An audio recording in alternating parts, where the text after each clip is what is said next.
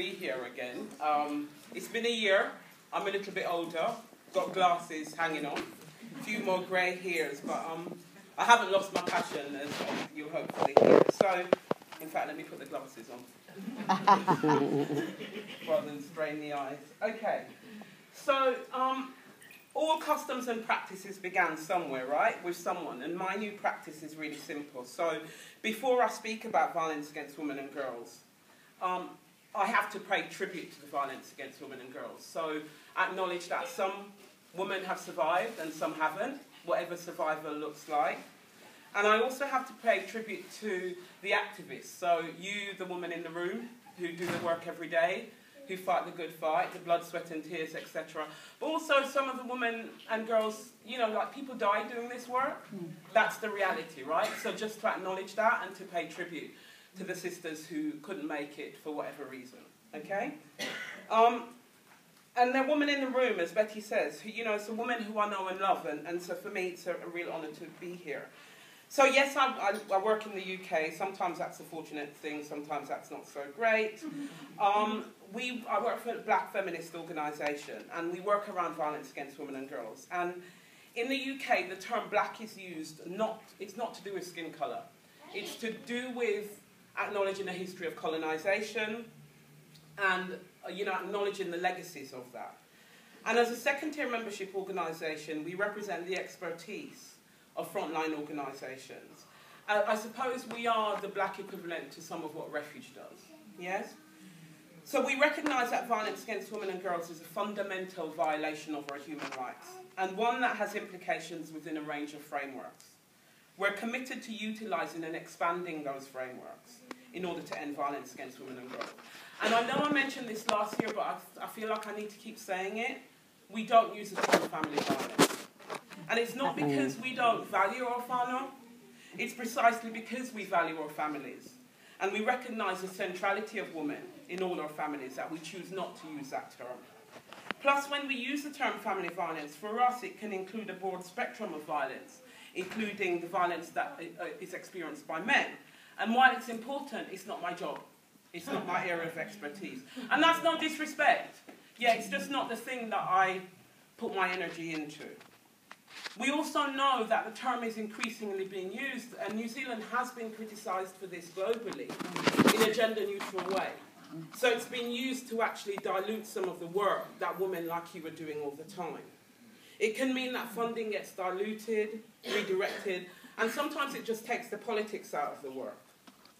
Whereas if you talk about violence against women and girls, then you link that violence to women's journeys as women and as girls, and you talk about gender equality. And it doesn't mean, when you talk about domestic violence, it doesn't mean that you're not thinking about your children. In fact, you are thinking about your children all the time. It doesn't mean that you're not working with men to have men stop their violence or to prevent it. In fact, it's because you have women and children at the centre of it. It's precisely that reason why you do the work with men in that way. So we believe that using the term violence against women and girls doesn't dilute it. We think it strengthens it. So let's put the girl, that woman, her body, because, you know, we talk about this like some kind of aesthetic thing, like it's out there.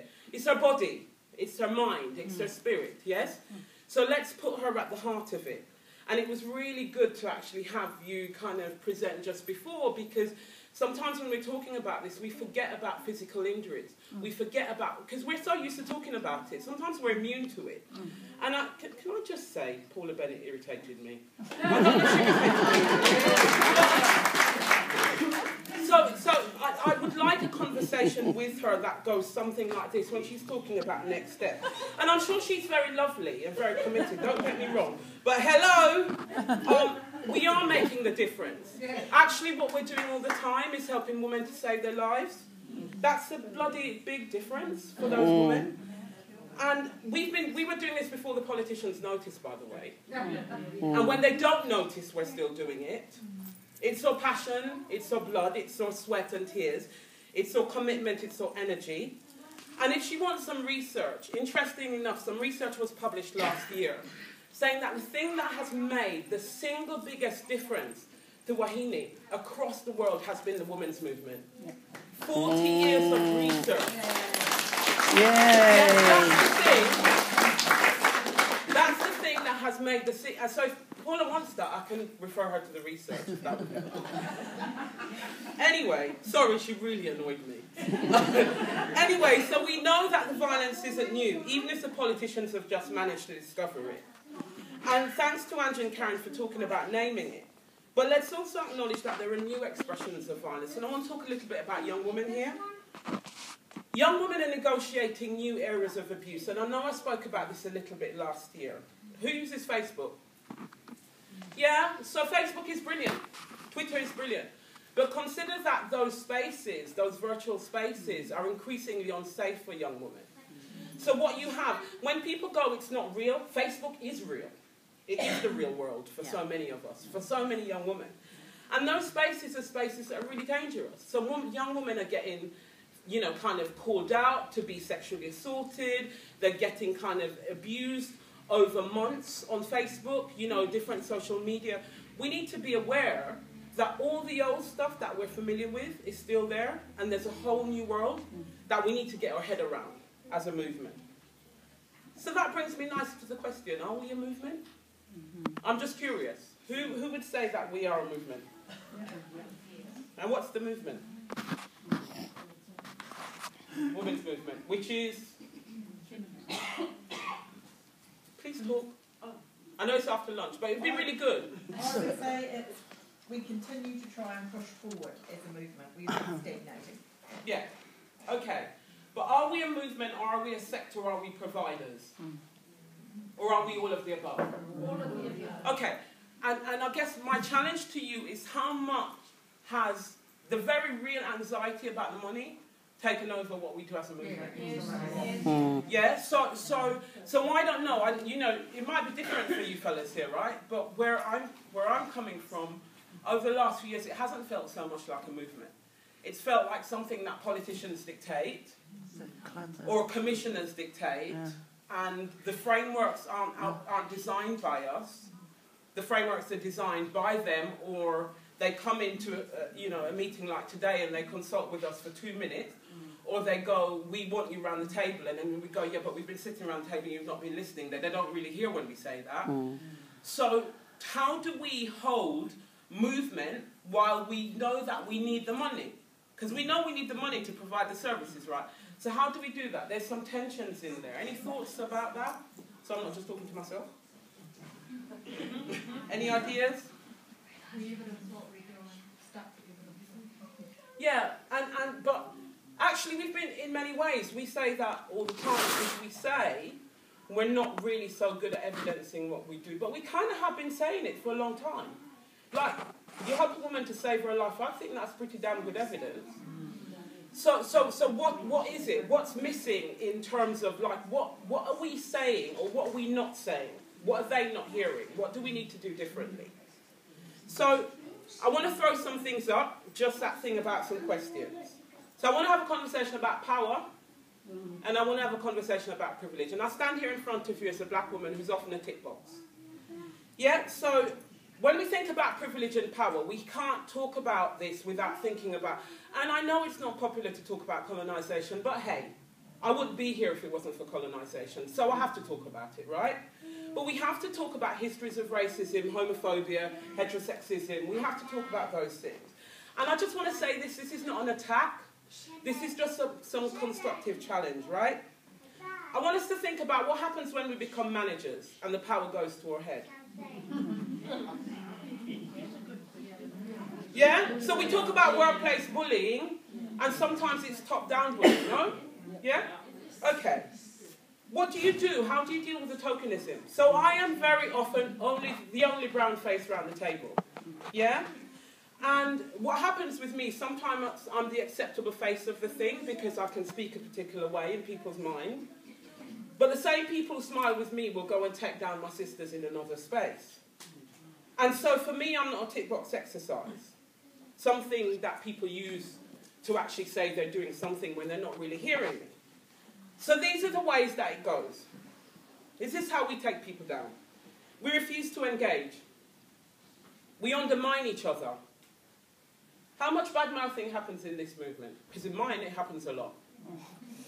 Right? So we get together and what we do is kind of have a little go about, you know what they're doing at that phone. Yeah? Okay? We assume the worst of our sisters, and we particularly assume the worst of our sisters of colour. Maori, migrant women, etc., Pacific women, that's what we do, right? We work against rather than collaboratively. And collaboratively, by the way, does not mean I come to you, tell you everything about what I need, and then you use it to bid for service against me. That's not working collaboratively. We pretend to support choice while we actually block the work of sister organisations. We refuse to refer. We actively exclude. And you know the thing that we do? We create an idea of what professionalism looks like, and then we exclude whole groups of women from that. So I know people that have been doing this work forever, and I'm not saying we're not open to learning, but then we come in with a new framework and we go, if you're not willing to do it that way, then you've got no place in this movement. So again, I ask, is it a movement or is it a sector? Are we providers? Are we service providers? Or are we activists? Or are we all of this? So my invitation is, you know that thing we use the power and control wheel? Put yourself in it. Put yourself in it, because I have to do this. So put yourself in it and go, how much am I behaving in the ways that I am talking about the ways that men behave? How much am I behaving in those ways in this movement? How much am I behaving those ways in the organisation that I'm so committed to? I'm really sorry, it's an uncomfortable conversation. But I'm not sorry, because actually one of the reasons why I'm here is because I want to think I'm among sisters, and I think we need to do this work. If we're going to be going out doing all this stuff with women, we really need to do it with ourselves, yes? Yeah. Okay. So one of the other things that we talk about at home is about disrupting privilege. I am so over people telling me I acknowledge my privilege. Yeah? I don't care about you acknowledging it. What I want you to do is do something about that.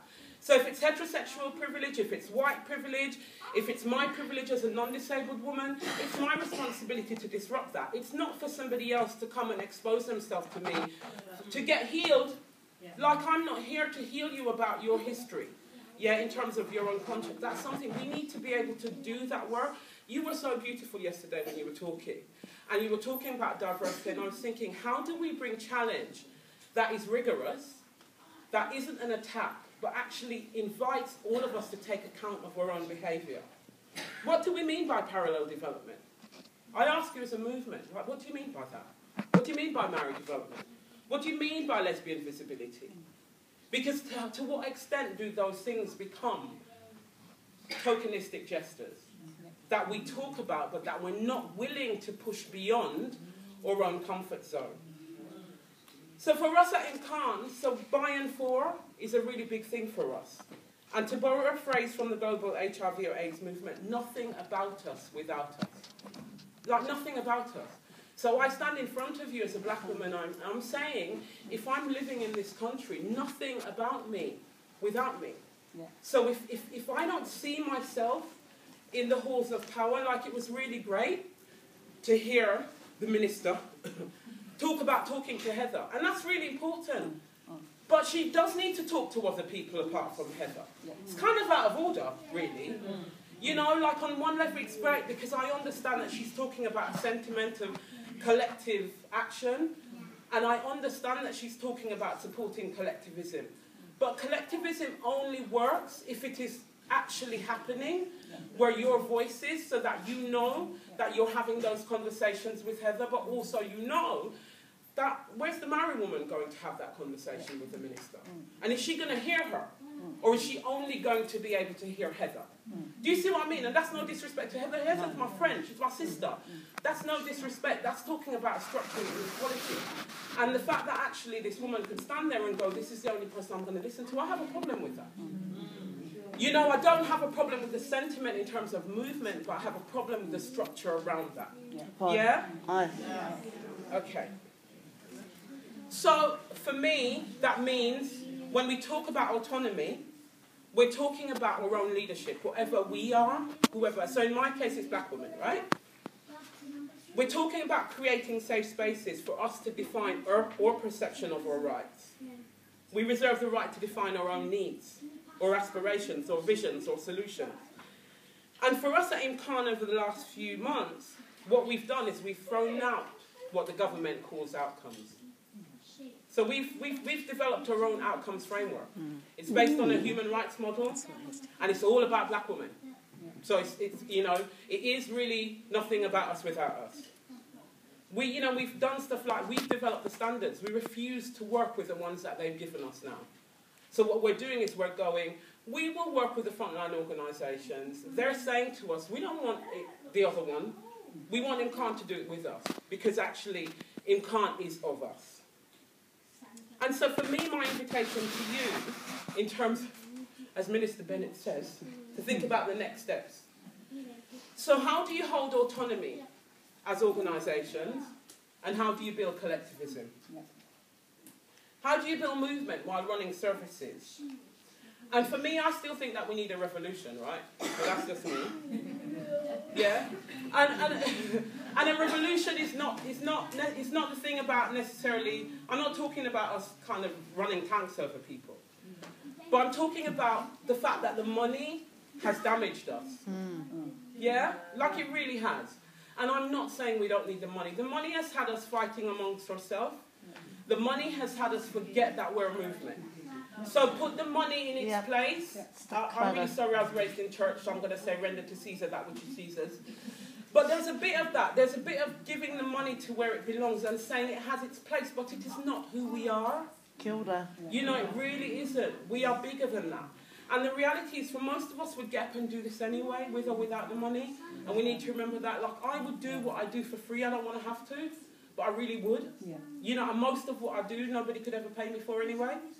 You know, so it's just acknowledging that and reframing it. So, for me, I think there's a revolution needed. And, you know, there is a deceased Cuban revolutionary called Che Guevara. Some of you might know who he is. And he said, you know, a true revolutionary is motivated by feelings of great love. And that's what drives me. So I just want you to remember what drives you. And if you were thinking about a revolution today, just think about what it would look like. What would it look like for you? How would you reground yourself? How would you reconnect? How would you make sure that actually if there was something that you needed to say to a sister in this movement, you said it, but you didn't take her out? If there was a challenge that you needed to make to another organisation, you made it, but you didn't take that organisation out. Because actually that's how they will win. That's it. I'm all done.